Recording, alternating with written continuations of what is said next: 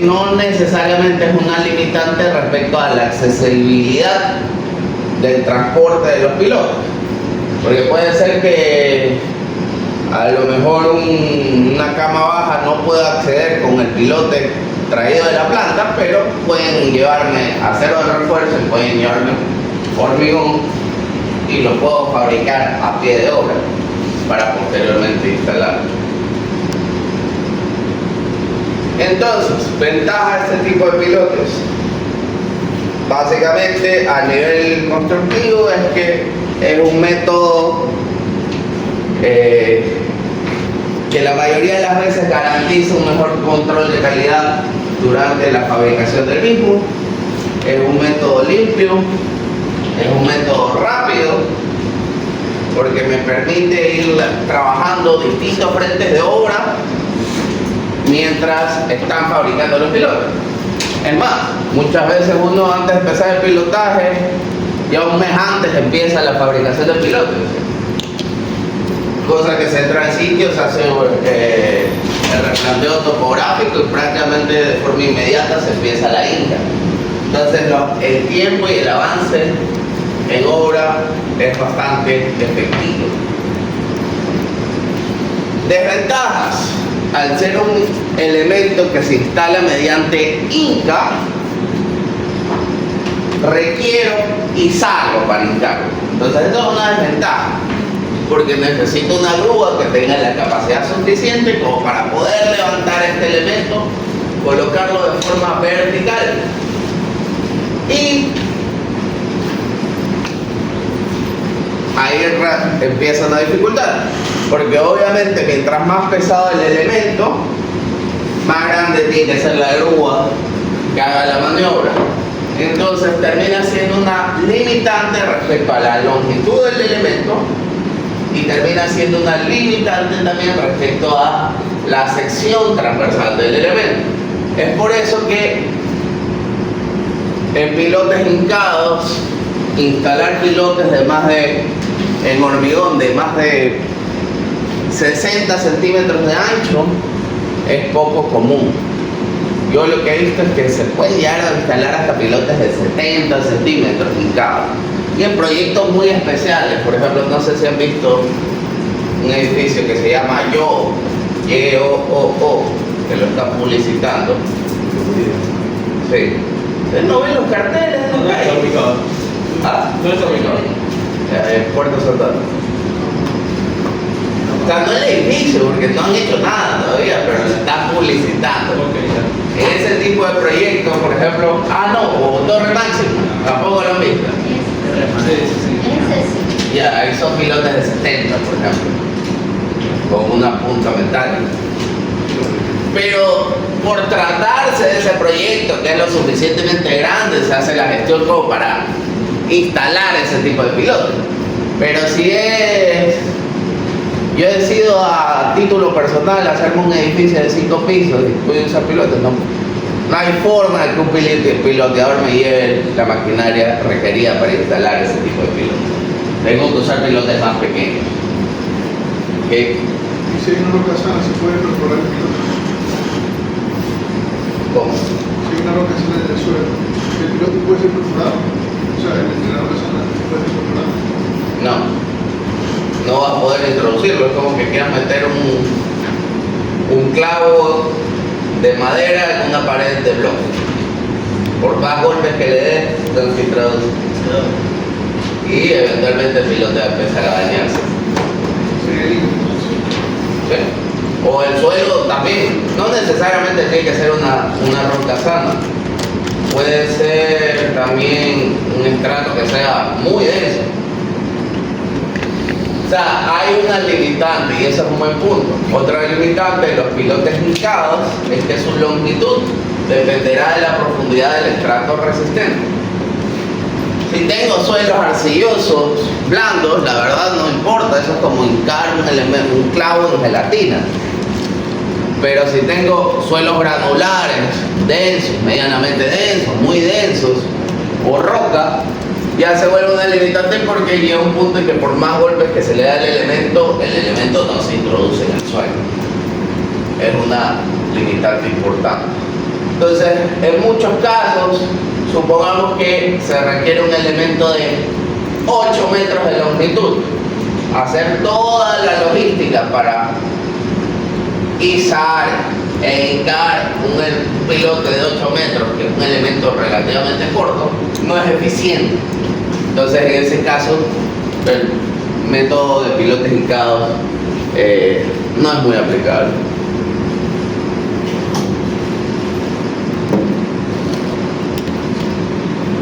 Pero en términos generales es muy eficiente desde el punto de vista constructivo, y no solo desde el punto de vista constructivo, y ya lo vamos a ver más adelante. Es muy eficiente también desde el punto de vista de capacidad portante. Adelante. ¿Por qué? Para eso un poco revisemos de qué se trata el pilote prebarrenado. El pilote prebarrenado viene la palabra barrenar. Barrenar no es otra cosa que excavar. Se llaman también pilotes preexcavados. Esencialmente consiste en hacer el hueco del suelo, introducir la armadura de refuerzo y fundir el pilote en el suelo, in situ. Entonces, en términos de capacidad de carga, termina siendo considerablemente más eficiente que el barrenado. ¿Por qué?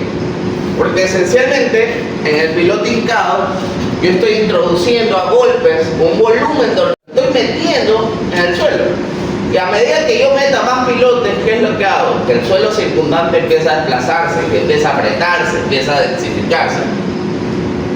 Que aparte de eso estoy garantizando un contacto perfecto entre el elemento de su estructura y el suelo circundante.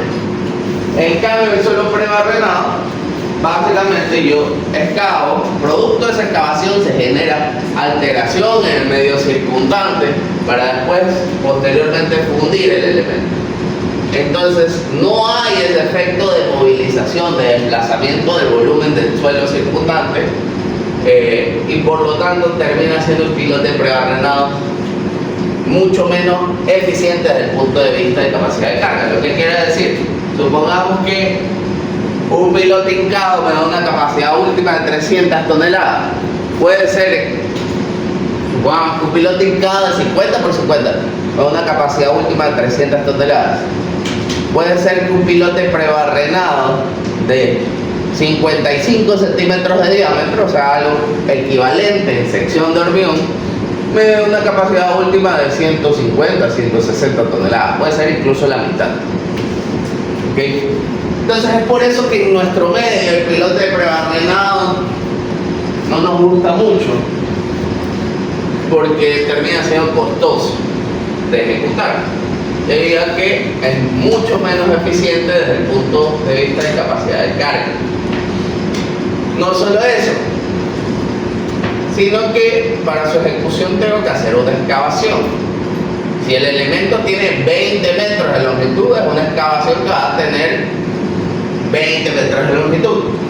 Y chévere, en la superficie veo yo qué es lo que está pasando, pero a 20 metros puede generarse derrumbes y una serie de problemas que a la larga, cuando yo funda el elemento de hormigón, puede en realidad generarse discontinuidades en el elemento de hormigón. Entonces, uno de los problemas comunes de los pilotes prebarrenados es que en teoría tengo el pilote como un elemento continuo, pero si se hace algún tipo de ensayo de continuidad en el pilote, nos damos cuenta que en realidad se ha dividido en algún punto producto de algún tipo de derrumbe durante la excavación. No solo eso, yo estoy fundiendo un elemento en sitio. Entonces, más o menos, ¿qué volumen de hormigón puede transportar un mixer? ¿Alguien sabe? No. ¿Cuánto puede transportar un mixer?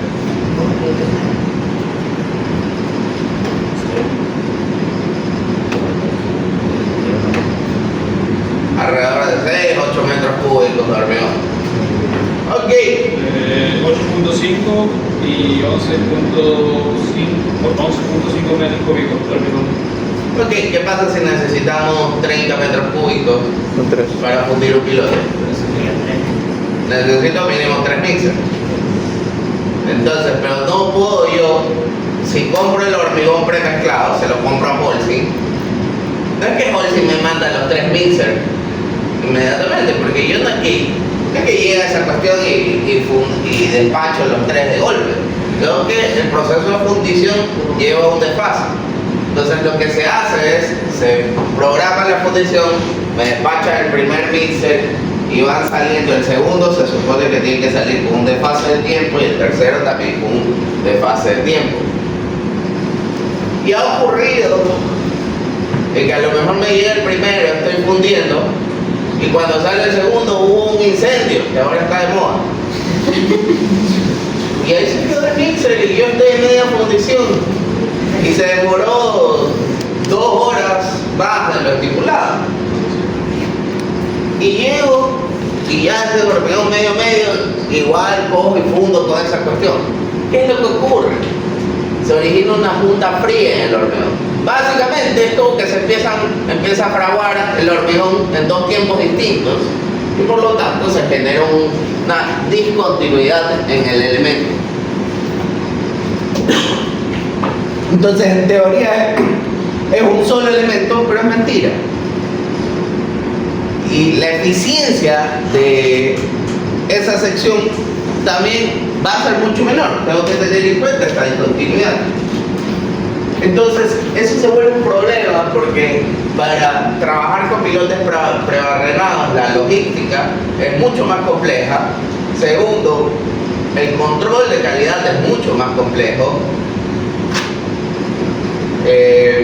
La cantidad de pruebas que tengo que hacerle a los elementos una vez que están fundidos es mucho mayor. En pilotes hincados, la verdad, yo no tengo que comprobar si el pilote de hormigón, que era de 20 metros antes de hincarlo, sigue siendo de 20 metros después de la hinca, porque no se va a partir durante la hinca. Lo que puede ser es que no puede hincarlo por completo, pero no se va a partir en 2. O sea, una mitad del pilote no se me va a ir, en el prebarrenado se puede ocurrir. Entonces hay que hacer un extenso control de calidad durante, antes y después también. ¿Okay?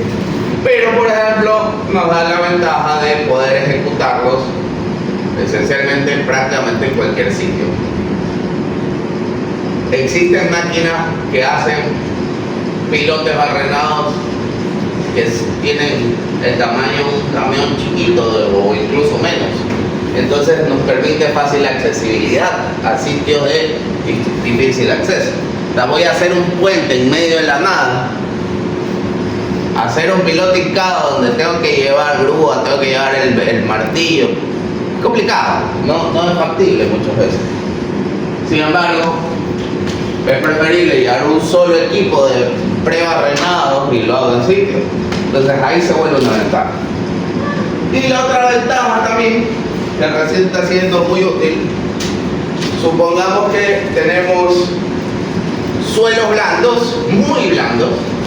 Vamos a hacer un edificio, tenemos un depósito de suelos muy blandos, por lo tanto no es factible utilizar cementación superficial porque voy a tener grandes asentamientos.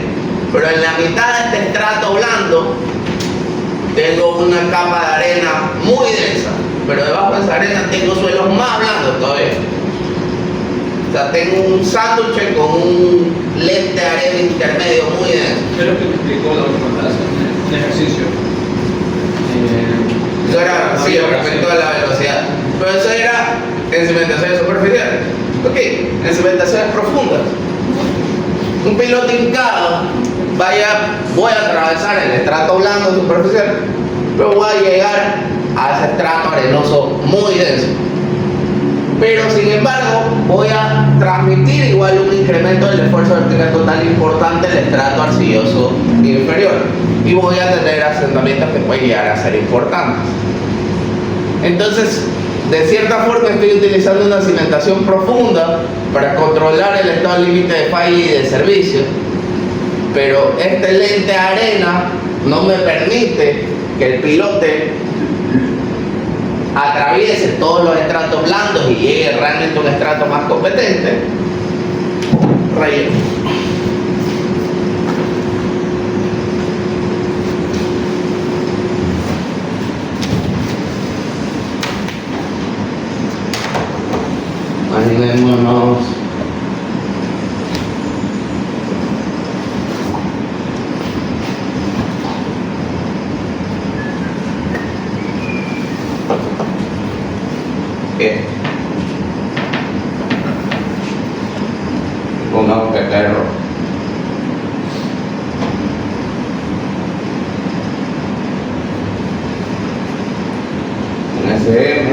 tengo un CH y tengo un CH.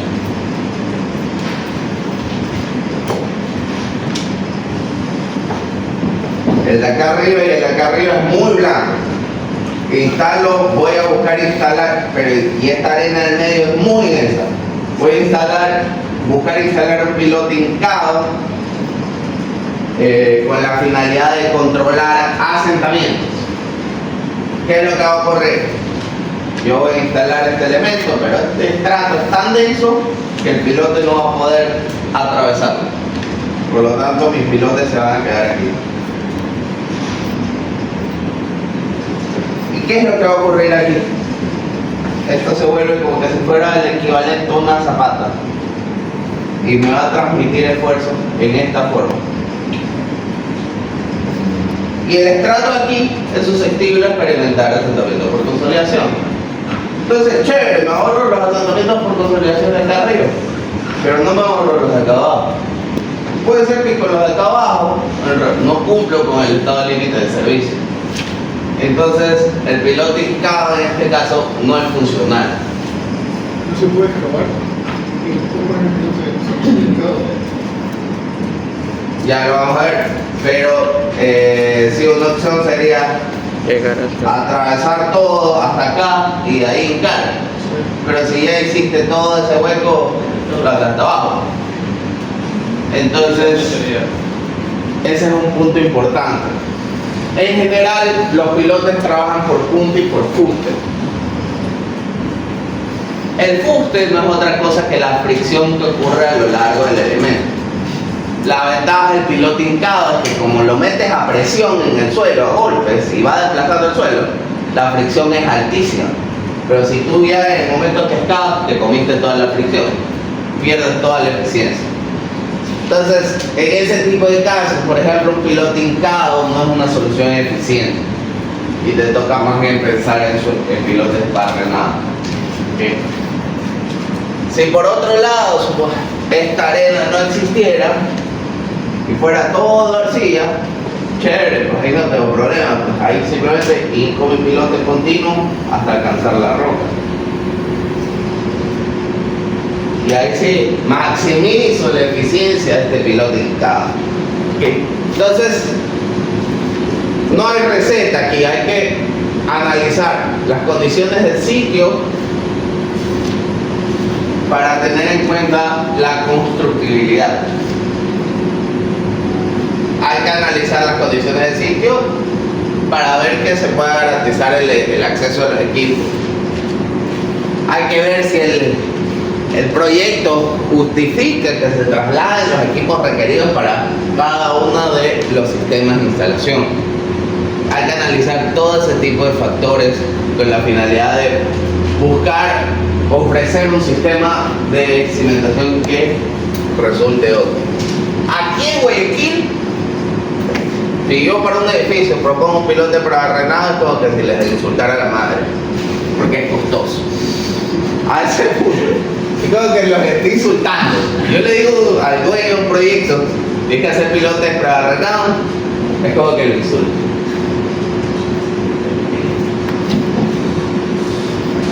Entonces, el tipo de pilote más usado en las edificaciones en general son pilotes hincados. Donde, por ejemplo, y pilotes hincados de hormigón, muchas veces con la finalidad de mejorar el tema de la hincabilidad. Volviendo al ejemplo previo, imaginémonos que tenemos un estrato arenoso intermedio muy denso.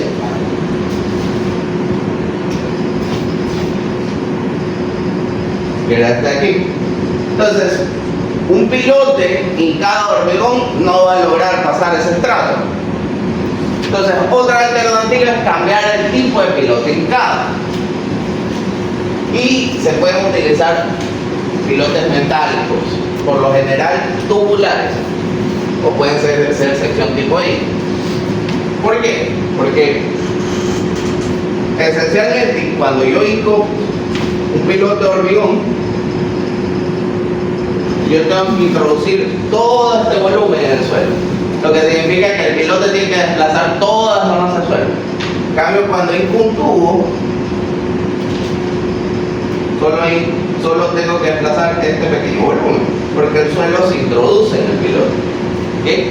Entonces son pilotes hincados de poco desplazamiento, porque no tienen que desplazar grandes volúmenes de suelo para poder ser introducidos. Y eso permite atravesar estratos muy densos. ¿Ok? Pero por ejemplo, en un edificio eso no es factible. ¿Por qué no es factible? Porque un edificio donde necesita un pilote va a requerir muchísimos pilotes. Y el acero estructural es costoso, bastante más costoso que el hormigón y el acero de refuerzo. Entonces, muchas veces termina siendo una limitante. Este tipo de pilotes tubulares, por lo general, se lo utiliza en puentes, pasos de nivel, etc.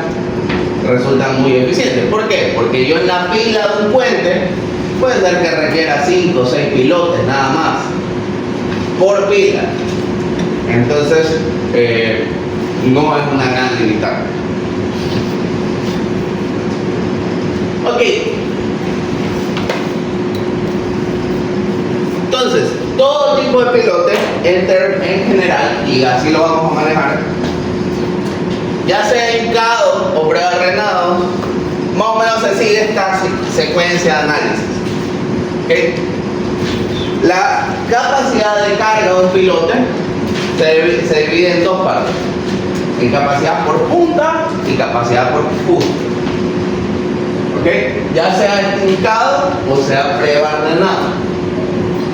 Y vamos a tener una metodología de cálculo para la capacidad por punta en suelos granulares y otra metodología de cálculo para la capacidad por punta en suelos cohesivos. Y lo mismo para el fuste, una metodología de cálculo para capacidad por fuste en suelos granulares y capacidad por fuste en suelos cohesivos. Y lo mismo aplica para prebarrenado. ¿Okay? Entonces esto es importantísimo. Porque uno dirá, chuta, o sea, está bien especificado, pero hay gente que no se digna en leer qué es lo que está haciendo. Entonces ahí ya viene el profesor y les pone un problema de examen, incluso de mejoramiento, le dice calcular la capacidad admisible de este pilote prebarrenado. ¿Y qué es lo que hacen? Deberían irse con las formulaciones y las metodologías propuestas del lado de la derecha y aplican las del lado de la izquierda. Por lo tanto, todo lo que han hecho está mal, porque no es aplicable. Son dos tipos de sistemas constructivos distintos, ¿no? Ok. ¿Cómo trabaja un pilote como elemento de cimentación? A la derecha tenemos una cimentación superficial, ¿verdad? Ya la conocemos. Sabemos que la superestructura le transfiere a la cimentación una sobrecarga P. Esa sobrecarga P más el peso del cimiento se termina transfiriendo al suelo. El suelo, producto de eso, va a reaccionar. ¿Ok? ¿Cómo va a reaccionar? Como que si fuera una carga distribuida en la base del cimiento. Esta es la reacción. En un pilote, ¿qué es lo que ocurre? En realidad es un elemento de cimentación cuya relación entre la longitud y el ancho es muy grande. O sea, supongamos que el elemento tiene 10 metros de longitud y 50 centímetros de ancho. Si divido L para B, me va a dar una relación muy grande. O viceversa, si lo hago de B para L, va a ser un valor que tiende a ser. Va a ser muy pequeño. ¿Sí? De forma similar, se transfiere la carga P al elemento de cimentación. ¿Y qué es lo que va a ocurrir? Como el elemento, al igual que una cimentación superficial, voy a tener una reacción en la base del piloto. ¿Okay? Esa es la capacidad por punta, tal como que si fuera una cimentación superficial, sino que es en un ancho relativamente pequeño. Y vamos a ver que cuando calculemos capacidad por punta, van a ser fórmulas incluso muy parecidas a las fórmulas de tercero, porque se fundamenta en lo mismo. Pero lo que ahora sí se considera, que antes no lo considerábamos, si se acuerdan cuando veíamos capacidad de carga, una de las hipótesis era que no considerábamos el fuste o fricción que ocurre en esta interfaz, se la descartaba. Aquí y aquí no lo tomábamos en cuenta. ¿Por qué? Porque la profundidad del planta es relativamente pequeña. Pero en el caso de una cimentación profunda, la profundidad del plante ya no es pequeña, pues puede ser 10, 20, 30, 40, 50 metros. Entonces, hay que tomar en cuenta toda la fricción que ocurre a lo largo del elemento. ¿Ok? Y eso es un aporte importante a la capacidad de carga.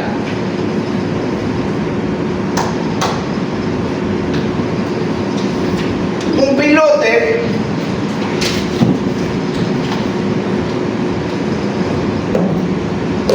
al ser un elemento de gran longitud va a trabajar en términos como elemento estructural de una forma muy parecida a una columna. Y el pilote puede trabajar de distintas formas.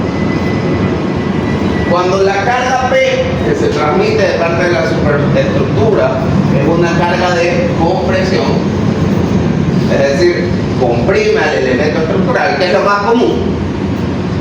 ¿Qué es lo que vamos a tener? Vamos a tener la carga P actuando hacia abajo, el peso del pilote también actuando hacia abajo, es decir, el peso tengo que sumárselo a la carga, y lo que se opone a esa sobrecarga va a ser la capacidad. Y la capacidad la vamos a dividir en capacidad profunda, como ya lo dijimos, que va a ser representado mediante las letras PT. PT o QT representa lo mismo. Y por PS hace referencia a la capacidad por fuste o fricción.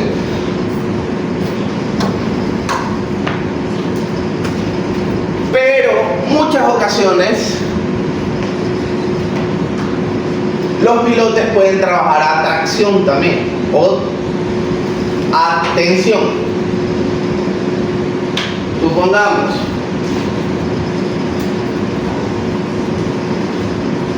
Supongamos que este es nuestro edificio, ¿verdad? O que si tuviera dos columnas nomás.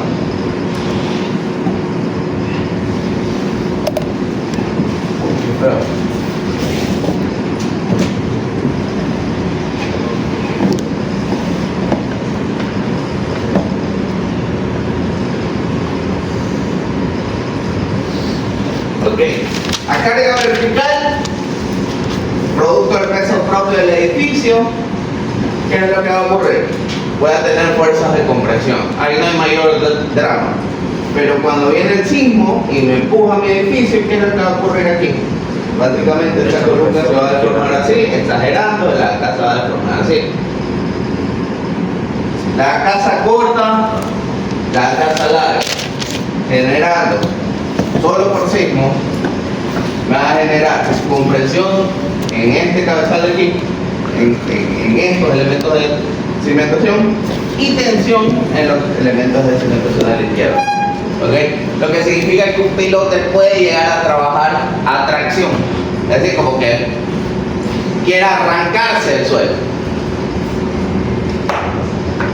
Entonces, vamos a tener capacidades admisibles a compresión, pero también vamos a tener capacidades admisibles a tracción. ¿Ok? Y hay una pequeña diferencia. ¿Qué es lo que ocurre? Cuando el pilote trabaja a tracción, como ocurre aquí, la carga P actúa hacia arriba. ¿Qué es lo que pasa? El peso en esta ocasión en realidad se opone a esta fuerza de tracción. En la de acá sí tiene la misma dirección, por lo tanto se suma la fuerza de compresión. Pero acá más bien el peso se opone a la fuerza de tracción. En realidad el peso nos termina beneficiando cuando analizamos el pilote trabajando a tracción. Ese es el primer punto. Segundo punto. Noten tengo capacidad por punta. Porque no lo estoy hundiendo, estoy intentando sacarlo, entonces la punta no trabaja. Lo único que va a trabajar es la fricción a lo largo del pilote. ¿Ok?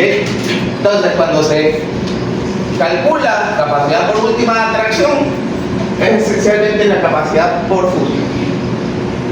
Cuando calculo capacidad última en compresión, es la capacidad por punta más la capacidad por fusión. Entonces esa es una diferencia importante.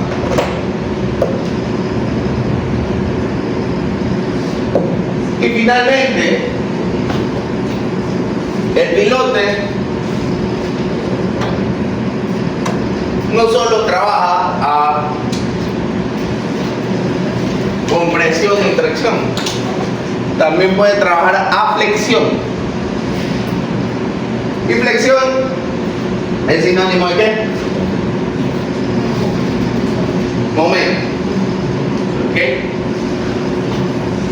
Entonces, producto de una fuerza cortante y momento transmitido en la cabeza del pilote, el pilote va a experimentar deformaciones laterales, va a deflectarse y por lo tanto tiene que tenerse en cuenta eso ya en el diseño estructural del pilote, y también la deflexión lateral que experimenta el pilote tiene un límite máximo, no puede deflectarse al infinito. ¿Ok? Lo que significa que estructuralmente un pilote es un elemento que trabaja a flexocompresión, similar a una columna de hormigón armado. ¿Okay? Muy parecida, y tiene que diseñarse de forma muy similar a una columna de hormigón armado. Hasta aquí, preguntas, dudas, comentarios. Dame un segundo. Hola. Hola.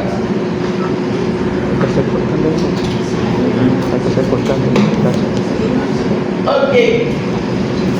Pilotes hincados. Ahora sí. Pilotes hincados, como su nombre lo dice, esencialmente consiste en introducir un elemento estructural en el suelo, la mayoría de las veces mediante golpe. Para eso se necesita izar el pilote. Este es el pilote, como podemos verlo, está izado y se levanta por un martillo. Este es el martillo. Perdón, acá está el martillo. Al pilote se le pone una especie de casco, el helmet, que es aquel que tiene su finalidad de transmitir la energía al pilote, de tal forma que no le doy en seco al martillo con pilote, sino tengo este elemento que de cierta forma amortigua en algo el golpe para que el pilote no se dañe. ¿Okay?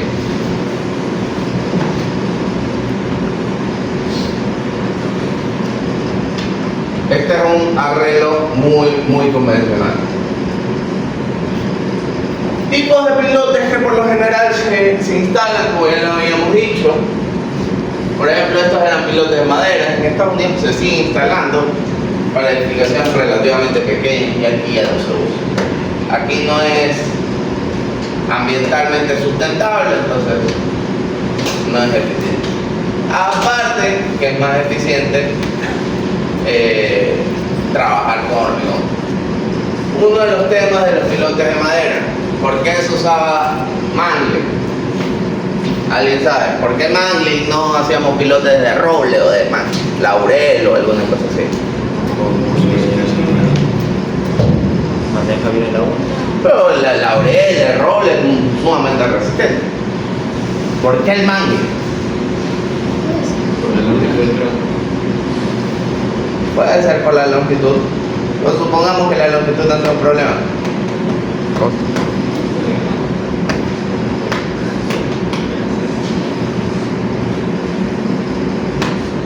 ¿Qué características tiene el mangle?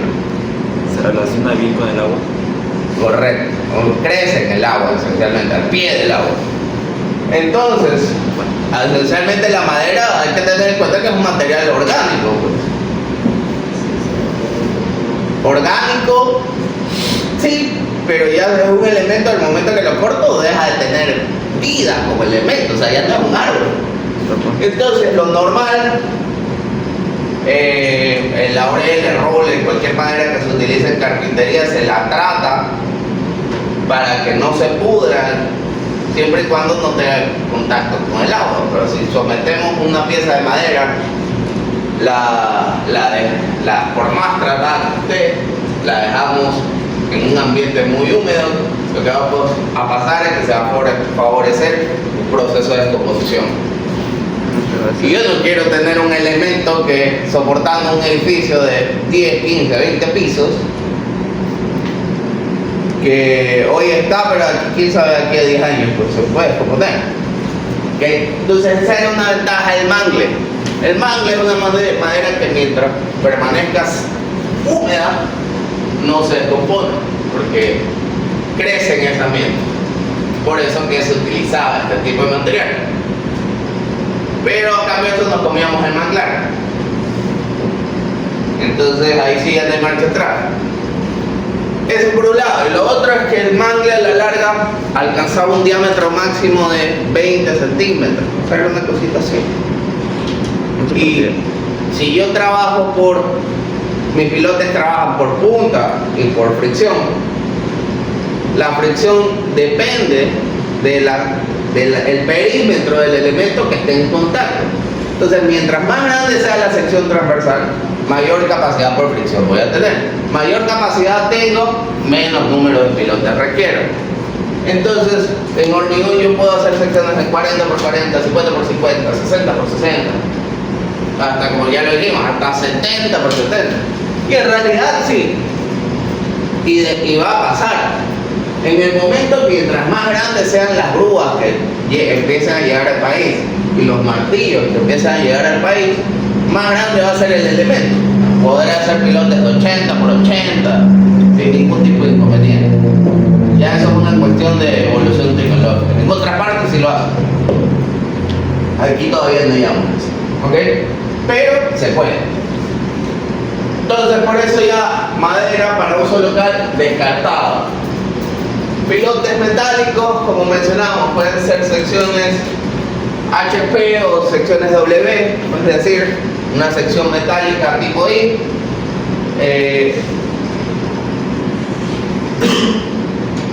Pueden utilizarse, como ya dijimos, el acero estructural es costoso. Y hay una problemática también con el acero estructural, que es muy susceptible a la realidad mundial, a diferencia del hormigón. El hormigón sabemos que es cemento, arena, piedra y agua. Son todos agregados que se los consigue localmente, se fabrican localmente. ¿Hay acero de fabricación local? Sí, pero nosotros no somos un gran fabricante de acero. Es más, uno de los principales fabricantes de acero es China. Entonces, ¿qué es lo que ocurre? Puede ser que yo tenga mi estructura metálica o mi pilotaje metálico cotizado a día de hoy, planifico todo mi proyecto para arrancar en el 2025 con precios a día de hoy. Y yo, pandemia. ¿Y qué es lo que ocurre? Cuando algo impide el libre comercio, oferta y demanda empieza a existir una recesión en este tipo de materiales, se encarece. Entonces se me van las nubes del proyecto que tenía en mente. No solo eso, bueno, y no solo pandemia, pues. Esa fue una de las crisis, pero otra posible causa, guerra entre Ucrania y Rusia, sube el acero a nivel mundial. Entonces, es muy susceptible al conflicto internacional. Y localmente muchas veces no hay disponibilidad o stock en grandes volúmenes, entonces toca importarlo. Y muchas veces el tiempo de importación también hay que tenerlo en cuenta. Entonces, es un material que se usa, pero en términos de pilotaje se lo utiliza de forma muy puntual. Ya lo mencioné. Yo personalmente lo he usado para cimentaciones de puentes. No en esa forma, sino como pilotes tubulares. Lo he usado, este tipo de elementos se los ha utilizado en cimentaciones de edificios como una punta metálica por delante de un pilote de hormigón. Es decir, hago un pilote prefabricado de hormigón y le pongo una punta de acero de unos 3 metros, de 6 metros. Lo más largo que he usado es como 17 metros que se usó en Torre Máximo, pero por una cuestión muy puntual. Pero es costoso. El favorito de la casa a nivel local es este tipo de elemento: el pilote prefabricado cuadrado. Si bien aquí no es un cuadrado perfecto, tiene esos chaflanes en las esquinas, normalmente aquí no se los utiliza. ¿Ok? Se los puede hacer. Se busca de cierta forma suavizar el contorno del pilote para que las puntas del pilote no sufran durante la infla.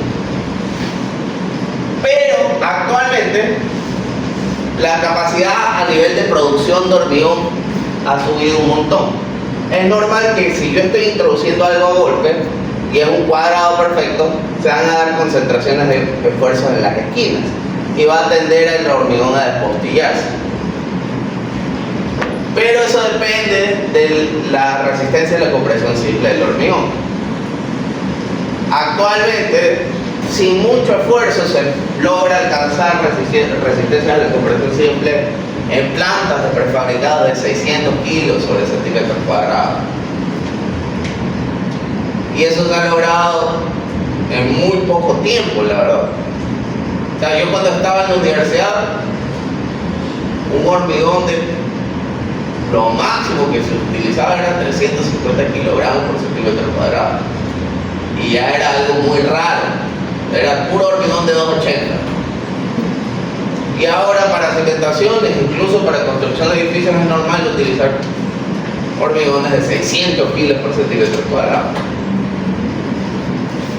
Ha avanzado la tecnología a nivel de fabricación a nivel local. O sea, la tecnología ya existía, simplemente ya nos llegó. Ya estamos actualizados, entonces eso nos permite tener hormigones con resistencias mucho más altas y la diferencia en costo no es muy significativa. A tal punto que resulta más eficiente, lo hago cuadrado, como la resistencia ya es tan alta, ya no se despostilla, y es mucho más rápido fundir un cuadrado que un cuadrado con esos chaflanes. Entonces, a la larga termina siendo más eficiente. Antes, y eso también, muchos de estos sistemas van cayendo en desuso, porque antes se acostumbraba, una de las limitantes del piloto hincado, como ya dijimos, es izarlo. Depende del tamaño de la grúa, el tema del izaje. ¿Y por qué una limitante del izaje? Esencialmente en función del peso del pilote. Entonces, algo que se utilizaba para alivianar el piloto y que sea más fácil izarlo. ¿Ah? No. ¿Cómo?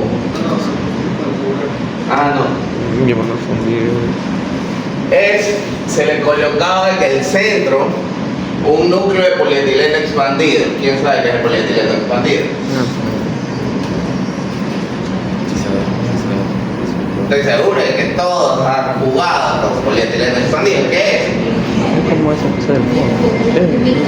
Es la espumita que se hizo. ¿La qué? Ajá, es la espumita esa. Se hace así. ¿Cómo se hace?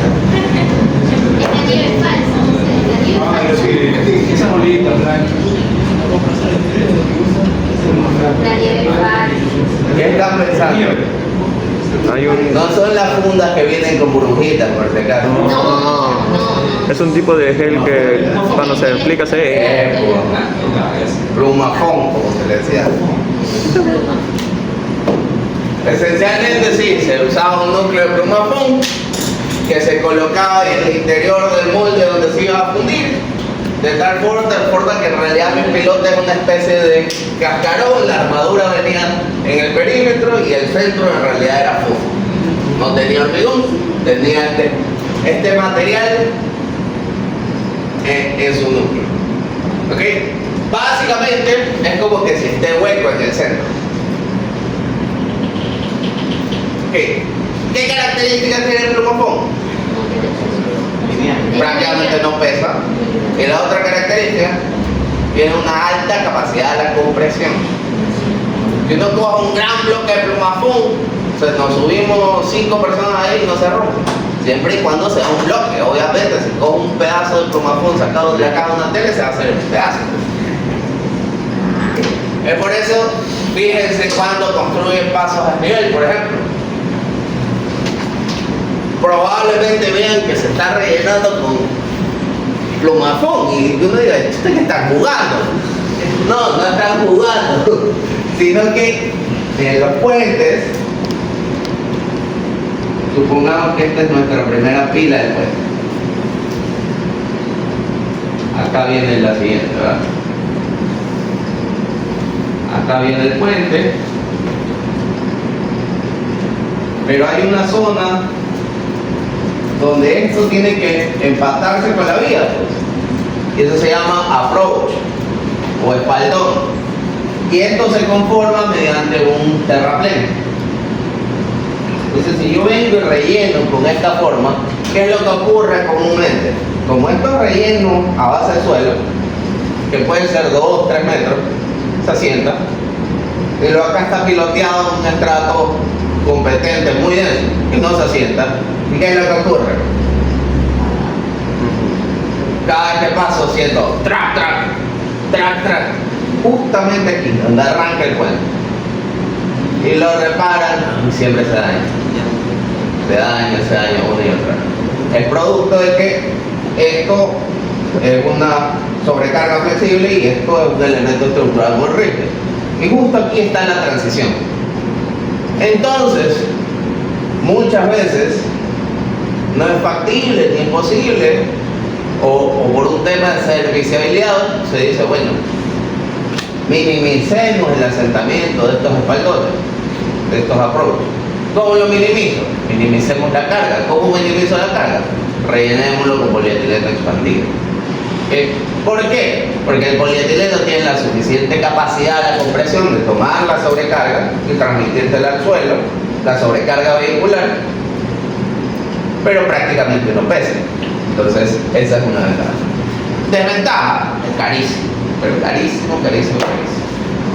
Cuesta como $70 metro cúbico y un relleno costará, no sé, depende de la calidad del relleno, pero puede ser $8 o $10, no sé. Entonces no es comparable. Pero para un puente lo justifica, porque se ahorran, entre comillas, pero se vuelve una moda a lo largo de 25 años para toda la ciudadanía. Y digo 25 como poco, porque y si multiplicamos ese tipo de inconvenientes, porque no es solamente una cuestión de sensaciones, no es solamente me molesta cuando sentirlo, sino que llueve y eso se va grabando, el pavimento empieza a dañarse, ya se vuelven huecos más grandes, los vehículos pasan, se va grabando el asunto, los carros se van dañando. Si yo sumo todos los daños que ocasiona eso a lo largo de su vida útil, no es ni siquiera comparable lo que me cuesta la solución. ¿Okay? Entonces, antes se estilaba colocar un núcleo de polietileno expandido con la finalidad de que, bueno, en teoría tengo un pilote de 40 por 40, pero en realidad tenía de 25 centímetros de hormigón, el resto era plumafón. ¿De qué sacaba provecho? Sacaba provecho del fuste, porque sí tenía el ancho, sacaba provecho de la punta, porque el área de la punta sí era la sección total, pero a nivel de peso era muchísimo más liviano y me permitía izarlo e instalarlo. ¿Okay? Lastimosamente, con el tiempo, en zonas sísmicas como las nuestras, el pilote no trabaja solamente a compresión y tracción, como ya lo vimos, sino que trabaja a flexo-compresión. Entonces, aquí la sección que me va a ayudar a resistir esa demanda de momento es la sección de hormigón. El plumafón no me contribuye en nada. Entonces, puede ser que por flexo-compresión no sea satisfactoria la sección y me va a tocar poner pilotes más grandes, entonces pierde el sentido. Eso es por un lado. Y por otro lado, la tecnología avanzada. Lo que antes era una gran grúa, ahora es una grúa triste. Entonces, y ventajosamente así funciona. Lo que antes iba en los grandes proyectos, ahora es algo muy convencional. Por ejemplo, cuando se construyó el edificio de Point, se hicieron pilotes de 60 por 60 y casi que fue un gran avance de la ingeniería instalar pilotes hincados de 60 por 60. No se habían hecho nunca en la vida y actualmente es algo bastante convencional hincar un pilote de 60 por 60. En el edificio al lado se están hincando pilotes de 70, sin cargo ya, de 70 por 70, mucho más largos también. Entonces la tecnología avanza y eso a la larga los beneficia. Entonces este tipo de soluciones con polietileno expandido en el centro ya no son prácticas, ya no se usan. En muchas ocasiones también van cayendo en desuso, sin embargo se pueden seguir utilizando secciones octogonales prefabricadas. Por lo general, esto en edificaciones no se utiliza. No es eficiente. Más eficiente a nivel constructivo hacer secciones cuadradas. Pero se puede, por ejemplo, para pilotes de muelles, por temas de corrientes y de oleaje, se hacen este tipo de secciones con la finalidad de evitar los vértices crudos, porque eso va a estar siempre susceptible al golpeteo de la madera, de la marea. Entonces se busca minimizar las puntas, que obviamente sigue siendo un elemento prefabricado y cuando se prefabrica es muy complejo utilizar moldes circulares, por eso no se hace un círculo perfecto.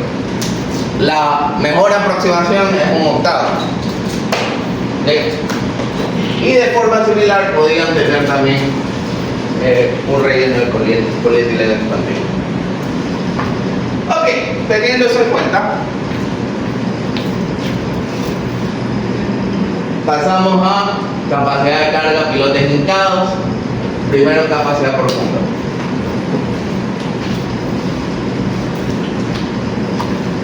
Entonces, como ya habíamos dicho, vamos a tener en pilotes hincados capacidad por punta y punta. Y la punta vamos a tener un método de cálculo para la capacidad por punta en suelos granulares y otra para suelos cohesivos. En suelos granulares tenemos esta ecuación. ¿Se las hace conocida? ¿O no? Es esencial, prácticamente la ecuación de Terzaghi. El único término que no está es el que se multiplica por la cohesión. ¿Por qué? Porque los suelos granulares no son cohesivos o tienen muy poca cohesión, por lo tanto se asume que ese término es igual a 0. Y tengo los otros dos términos. Entonces en realidad no es nada nuevo para ustedes. ¿Qué tenemos? B es el diámetro o ancho del pilote. Si es un pilote circular, que cuando son pilotes hincados habíamos dicho que es poco común, sería el diámetro, si no es el ancho. Gamma es el peso volumétrico efectivo en la zona de influencia de la punta. Ojo con esto, peso volumétrico efectivo. Anótenlo, en realidad debería ser gamma prima. Es más, pónganle prima. Ok, el libro que está mal. O no sé si me comí ingeniero, probablemente.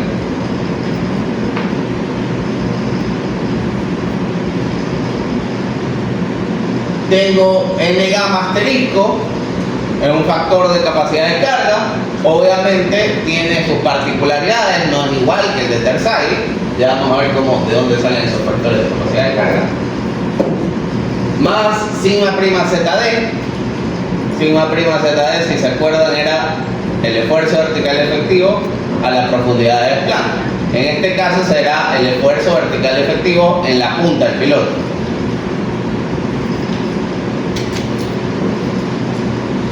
Y por NQ asterisco. Entonces es bastante familiar. Me dicen cuando ya la tengan copiada.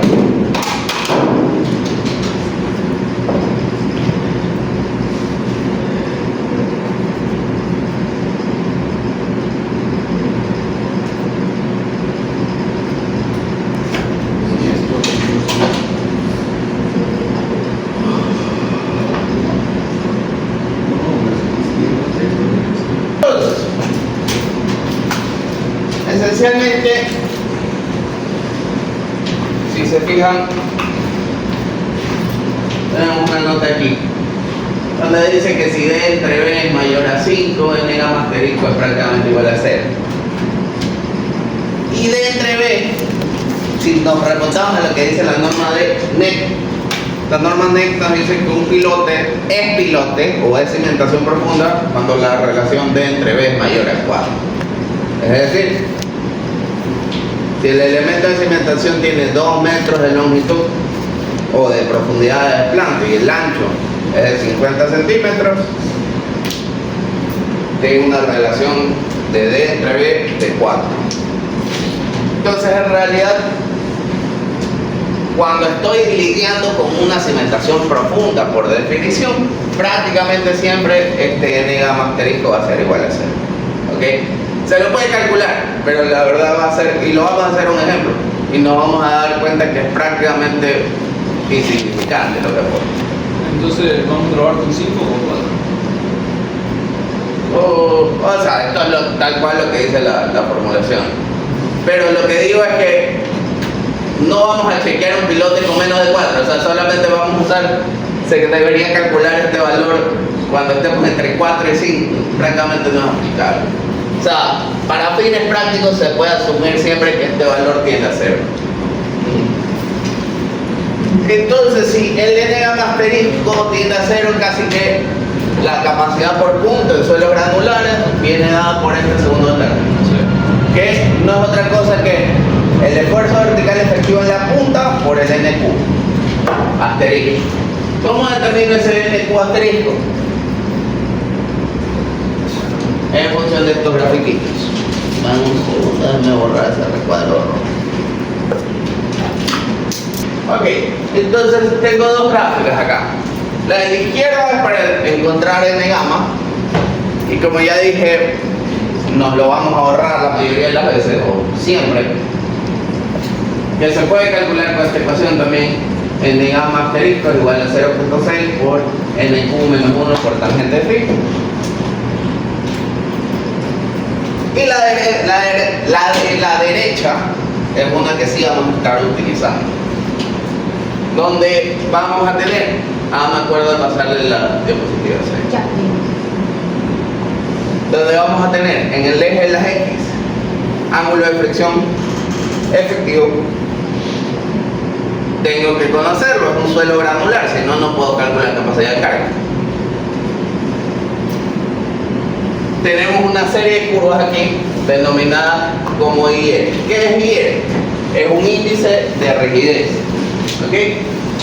¿Rigidez de qué? Del suelo. Básicamente, IR se calcula mediante esta formulación, que es el módulo elástico del suelo dividido para 2 por 1 más la relación de Poisson. Si es un suelo granular, la relación de Poisson sabemos que es 0.3. Esto no es nuevo porque es lo mismo que usábamos para asentamientos inmediatos, por sigma prima ZD, que es el esfuerzo vertical efectivo en la punta, por tangente de phi prima. Tenemos dos series de curvas. D entre B igual a 0 y D entre B mayor o igual a 5. Las de color negro no las usamos porque en realidad no nos interesan. Yo quiero calcular NQ para pilotes, que va a ser cuando D entre B sea mayor o igual a 5. Entonces vamos a usar las líneas punteadas.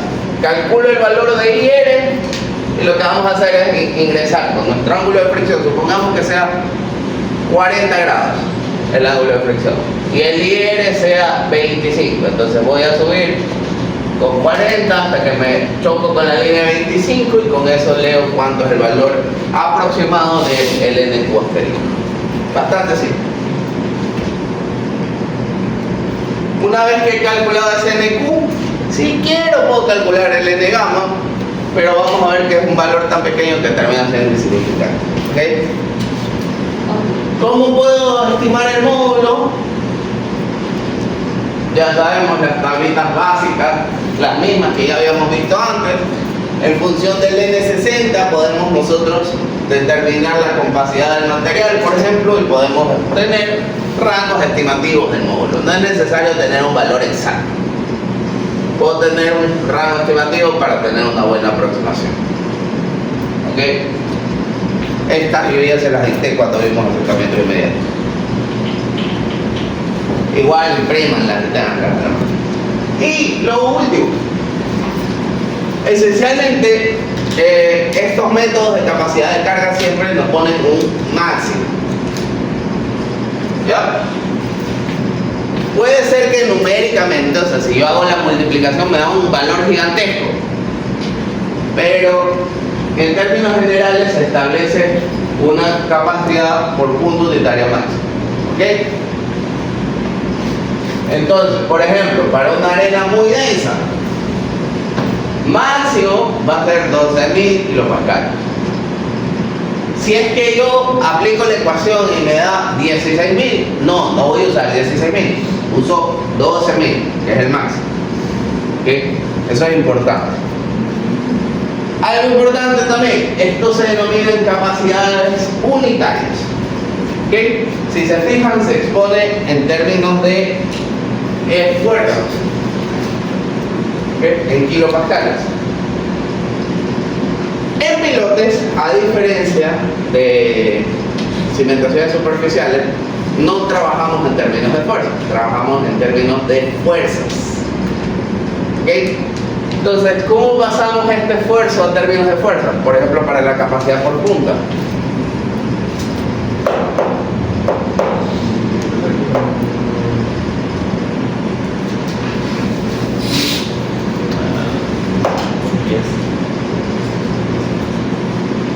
Básicamente yo lo que estoy calculando aquí es el esfuerzo, la reacción del suelo en la punta del pilote. Es esto aquí, ¿verdad? En términos de esfuerzo. Eso es la capacidad distribuida en un área. ¿Cómo lo paso a términos de fuerza? Lo multiplico por el área transversal de la punta. ¿Sí? Entonces, QS es capacidad por punta unitaria. Perdón, QN, Q'N es capacidad por punta unitaria. Eso siempre va a estar en kilopascales. Pero PT es la capacidad por punta total. Es decir, la capacidad unitaria la multiplico por el área transversal del pilote para calcular la capacidad total. Y eso va a estar en términos de fuerza únicamente. ¿Ok? Eso es importante.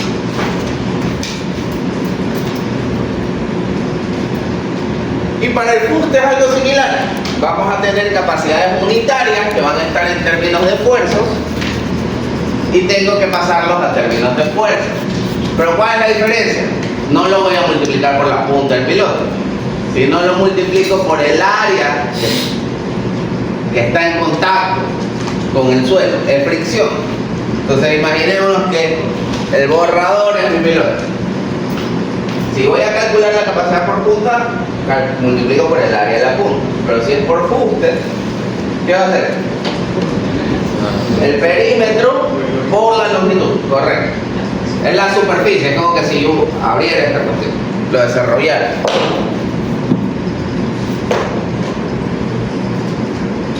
Ok. un ejemplo y creo que todo eso termina porque ya me está doliendo la garganta. Supongamos, tenemos un pilote de 40 por 40 que está hincado en un estrato arenoso de 3 metros de espesor y un peso volumétrico de 17.8 kilonewtons por metro cúbico, y hay 16 metros de longitud del pilote, están embebidos en una arena bien gradada, un peso volumétrico de 18.2 kilonewtons por metro cúbico. Esa arena tiene un ángulo de fricción de 36 grados, tiene un N60 de 25, nos dan información incluso del OCR de esas arenas y nos dan la densidad relativa de esas arenas. Ok, tenemos una arena bien gradada con una densidad relativa del 70%. Yo podría irme más o menos acá para una arena. Es más, tengo un número de golpes también, puedo verlo. ¿Cuánto era? 25. Para un N60 de 25 estoy al límite entre arenas medianamente densas y densas. O sea, voy a estar más o menos por arriba de 30. Por eso se ha seleccionado un módulo elástico de 35 megapascales por 35.000 kilopascales. ¿Ok? Relación de Poisson 0.3. Calcula el esfuerzo vertical efectivo, aquí está calculado, va a ser igual 17.8 por 3 más 18.2 menos 9.81 por 16, eso me da 188 kilopascales. Reemplazo todo eso y me da un IR de 99. ¿Ok? Yo con eso puedo ir a mi grafiquita con el ángulo de fricción de 36, llego prácticamente a la curva de 100. Era IR 99, lo redondeamos a 100. Vemos en 100, más o menos, el valor de NQ asterisco es alrededor de 70 y algo.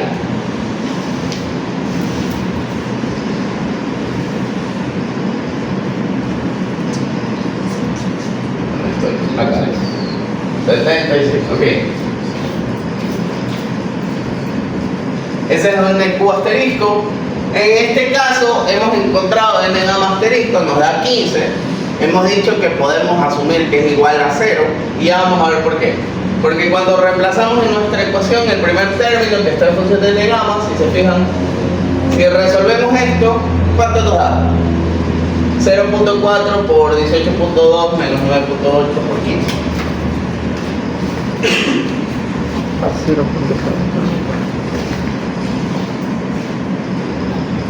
Más, creo que lo estaba resuelto.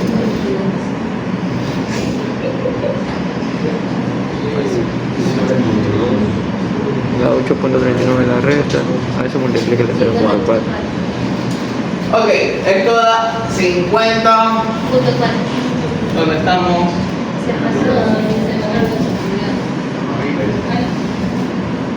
50,4. Ok, el primer término nos da 50.4 y la respuesta total es 14.338. Entonces, este primer término es prácticamente insignificante respecto al segundo término, por eso que se asume igual a 0. Para no perder tiempo, ¿verdad? Ok, pero en este caso se resolvieron ambos términos, nos da 14.338.